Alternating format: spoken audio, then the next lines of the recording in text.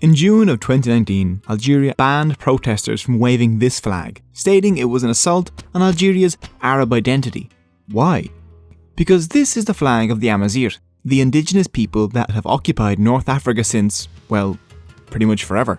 Fueled by couscous, these famous merchant nomads once linked the Mediterranean world with sub-Saharan Africa, fought against the Roman, Arab and French empires, and now battle for recognition in their own countries. They called themselves the Amazigh. We know them as the Berbers of North Africa.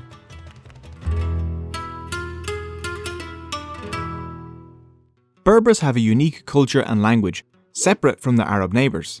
Their history reaches back thousands of years before Islam arrived in North Africa. The Berbers inhabit a region now known as the Maghreb. The Berbers call it Tamazra. Tamazra stretches from the Siwa oasis in Egypt to the Canary Islands, and from the Mediterranean to the Niger and Senegal rivers. This area covers a territory that's over 7 million square kilometres, meaning if Tamazra were a unified country, it would be the 7th largest on Earth. In the Berber language of Tamazigh, Berbers use the name Amazigh to describe themselves, which means free or noble men. The word Berber comes from the Greek word barbaroi, which means barber in ancient Greek. The Berbers were famous throughout the ancient world for their amazing hairstyles. Ow! Ow! Fine. This isn't true. Barbaroi was actually used for people that didn't speak Greek. The Berbers had many alternative names in the past, such as Libyans, Numidians, or Moors. With the arrival of the Arab Muslims in the 7th century, the word Barbaroi took on an Arabized form, al-Barabir or Barabira. Europeans learned this from the Arabs and would refer to them as Barbary, which soon became Berber. In recent years, Berbers have been trying to get people to stop referring to them as Berbers because of the implication, so I'll attempt to say Amazigh for the rest of the video, and I apologise to them for what I'm about to do to their language. The Amazigh have lived in North Africa since the dawn of recorded history. A precise date is difficult to grasp because Amazigh history was passed down orally, and most written records come to us from foreigners. The ancestors of the Amazigh have been in the neighbourhood for about 12,000 years. Genetic evidence shows us that most Northwest Africans, whether they consider themselves to be Amazigh or Arab, are of Amazigh descent. Early Amazigh likely entered into North Africa in waves from the Middle East, East Africa, and across the straits from Iberia. The first written records of the Amazigh living in the Maghreb come from the Egyptians around the 13th century BC, which is 3,310 years ago. The most notable Amazigh group from this period are the Meshwesh, which is a fantastically fun word to say. Meshwesh. The Meshwesh would conquer and rule Egypt as the 22nd and 23rd dynasties. Throughout their history, the Amazigh have endured the many conquerors of North Africa. The Carthaginians, the Romans, the Vandals, the Byzantines, all invaded, and each one found themselves hounded by the Amazigh. These states could control the cities on the coasts, but outside, the Amazigh held power. Because of their ability to withstand the harsh deserts and mountains, the Amazigh could always retreat, regroup, and later launch fresh raids on their invaders. The Amazigh strategy seemed to be to simply wait them out, until their invaders' empires eventually collapsed, even creating their own states in between invasions like Mauritania and Numidia. The ruins of the Mauritanian capital at Walili, near modern Fez, are still an extraordinary sight even today. Christianity appeared in Roman North Africa during the 2nd and 3rd centuries AD. By the mid-3rd century, it had grown into a major religion in the area. The Amazigh became vital members of the new church. An Amazigh man, now known to us as Saint Augustine, back then he was just Augustine, it would be weird if they called him Saint. He is now regarded as one of the 4 doctors of the church, along with these 3 other guys in their lovely hats, and Augustine is considered a key figure in developing medieval and Western philosophy. The Arabs marched into North African history in the 7th century. Unlike the earlier empires that stayed near the cities, the Arabs sought to unify everyone in the country under Islam. The Amazigh relationship with the Arabs was, and is, complicated. The Amazigh both resisted and assisted the Arab conquests. Amazigh warriors fought on the side of the Arabs on their march through North Africa against the Byzantine forces, and once they had conquered North Africa, the Muslim forces turned to Iberia, with Amazigh making up most of the army. The Amazigh warrior TARIQ ibn Ziyad and his force of 12,000 mostly Amazigh warriors would take the Visigoth capital of Toledo. This conquest ushered in 700 years of Muslim rule in Iberia, and TARIQ would have his name forever etched into the landscape, as the area where he landed was called JABAL TARIQ, the mountain of TARIQ, which would eventually morph into Gibraltar. On the other hand, the Amazigh violently pushed back against Muslim conquest. Queen Kahina, an Amazigh warrior queen, wiped out an invading Arab army, delaying their conquest for years. Her eventual fight to the death and her burning of Amazigh lands in order to starve the Arabs is a symbol of Amazigh resistance to this day. Despite this and a number of other rebellions, the Amazigh would ultimately convert to Islam. The medieval and now Muslim Amazigh helped to link the Muslim Middle East with the now Muslim Spain and opened up trade with sub-Saharan Africa. Caravans spilled out of the Amazigh city of Sijil Massa across the Sahara and returned with gold and slaves intended for Europe and the Middle East. These Amazigh caravans would carry Islam to West Africa. But even under Arabic rule, the Amazigh kept their own identity and revolts were constant. The Barghwata kingdom was born in one of these revolts. In 744 AD, the Amazigh Ibn Tarif declared himself a prophet. With a new Amazigh language Quran in hand, he gathered the Amazigh tribes and annihilated an Arab army, establishing his own kingdom in modern-day Morocco.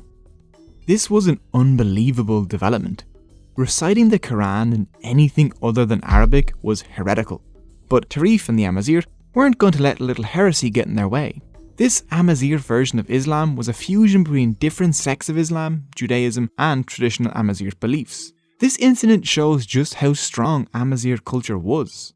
But as time went by, the Arabs and Amazigh of North Africa settled into their fancy cities, enjoying their culture and literature and philosophy, like a bunch of nerds. So the Amazigh tribes of the Sahara banded together and burst onto the scene, conquering everything from Mauritania to the French border, and formed the Almoravid Empire in the 11th century. Then the Almoravids settled into their new fancy cities, enjoying their culture and literature and philosophy, like a bunch of nerds. So the Amazigh Almohads poured out of the Atlas Mountains in the 12th century, setting up their own empire and conquering even more than the Almoravids. The blend of Amazigh and Iberian culture led to such great works as the Giralda in Seville, the Kotobia Mosque in Marrakesh, and the Hassan Mosque in Rabat. By the 15th century, the age of the Amazigh Islamic empires was ending. The unification achieved under the Almoravids and the Almohads faded away, and more localized kingdoms replaced them. In 1517, the Ottoman Empire captured Cairo, and then most of North Africa, beginning 400 years of Turkish control of the region. In both the Ottoman Empire and the still independent Moroccan Sultanate, Amazigh populations were pushed to the margins of society. They fell from positions of power, and their culture vanished from public view. On June 14, 1830, a 34,000-strong French force landed on the seashores of Ottoman Algeria, 27 kilometers away from the capital of Algiers. As retribution for the Algerian lord swatting a French merchant with a fly swatter. Yeah, it was weird. By July 5th, they had seized Algiers and brought an end to over 1,000 years of Islamic rule in the region.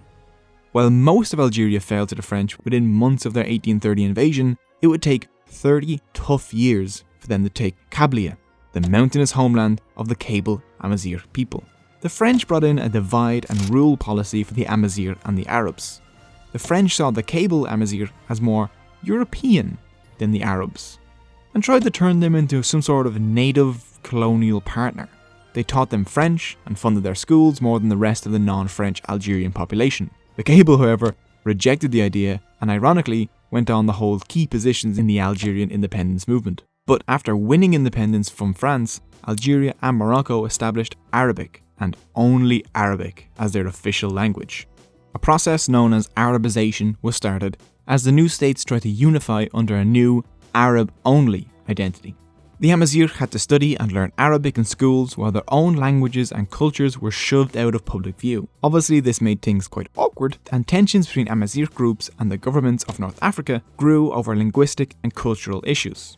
In 1980, after the Algerian authorities banned Maloud Mamari's lecture on Amazigh poetry, demonstrations and strikes shook the Kabyle region, kicking off the Amazigh Spring. Algerian government forces cracked down on the spring, but from it, Amazighism was born, with the Kabyle being its fiercest advocates. Amazighism stands in direct opposition to the attempts of Arabization in North African countries. It led to the Amazigh World Congress, which created the first Amazigh flag, and promotes Amazigh culture and interests.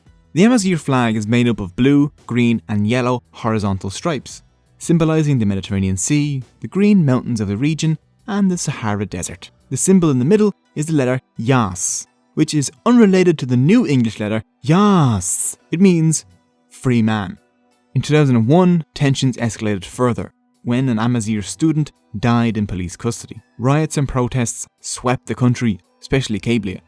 The state again cracked down, killing 126 people and injuring thousands. This became known as the Black Spring.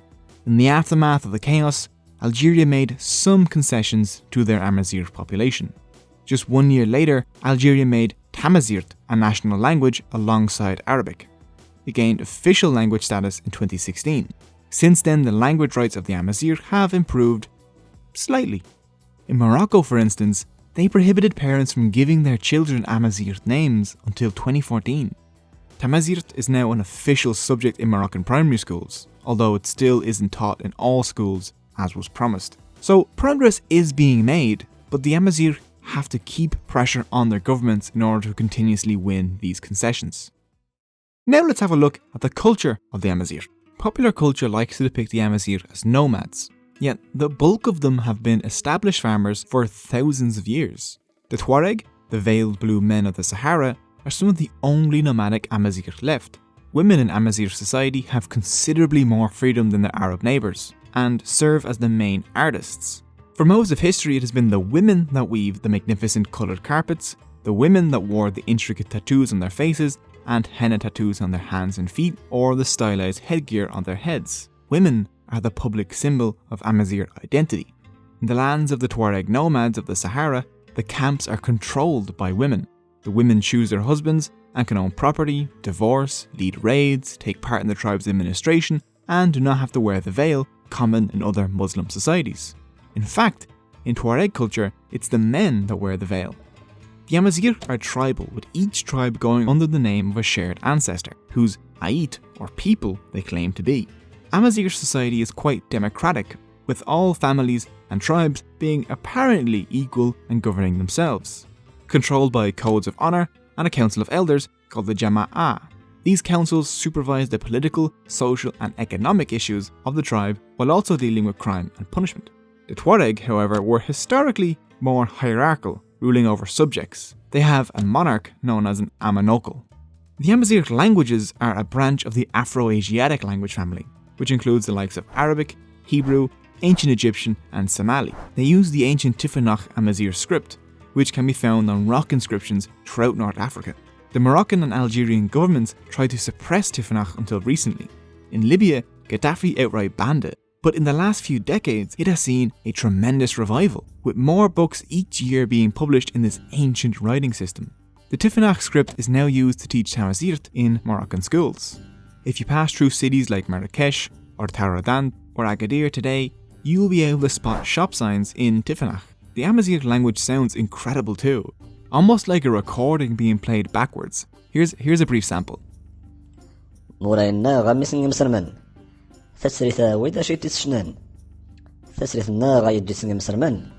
the Amazigh language and literature may look baffling to outsiders, we can understand their beautiful arts and crafts that can be observed in any North African souk or market. The famous Amazigh carpets are made up of deceivingly simple lines and shapes, but they hold complex ideas within them. Like my videos, he said, while patting himself on the back. Almost every tribe has its own carpet pattern that can reveal the history of a tribe or family. The Amazigh even have their own calendar, which is fairly intriguing. It's based on the earliest mention of the Amazigh people in historical records, the founding by the Amazigh pharaoh Sheshonq I of the 22nd Egyptian dynasty in 958 BC. So the present Amazigh year is 2969. Today there are between 15 and 50 million Amazigh in the world. Yeah, it's hard to get an official number because the census data just isn't there. About 3 million Amazigh immigrants also live in Europe, mostly in France and Belgium, and the Amazigh are largely Muslim. However, until the 1960s there was a considerable Jewish Amazigh minority in Morocco, but emigration to Israel and France have shrunk that number down to just a few hundred. The Amazigh are a living, breathing, dynamic culture that has transformed and will continue to transform based on external and internal pressures. They have constantly lived in multiple worlds, multilingual, multicultural, and crucial to the cultures of North Africa. They have been in a state of resistance or compromise with one power or another for thousands of years. Living with the Egyptian pharaohs, the Roman emperors, and the Arab caliphs, the Amazigh have outlasted them all. Their will to survive and coexist is inexhaustible. They are an enduring people, and their language and culture seem set to thrive in the years to come. I hope you enjoyed this video. It is my first attempt at a new series about the peoples of our world. What people would you like me to cover next, and what did you think of the video? Let me know in the comments below. The sources for this video are in the description, along with links to all of my social media and my t-shirt store. If you would like to support the future creation of these videos, you can check out my Patreon, and I would like to thank all of my current patrons for their incredible support. Don't forget to subscribe and click the notification bell if you haven't already, and thank you so much for watching.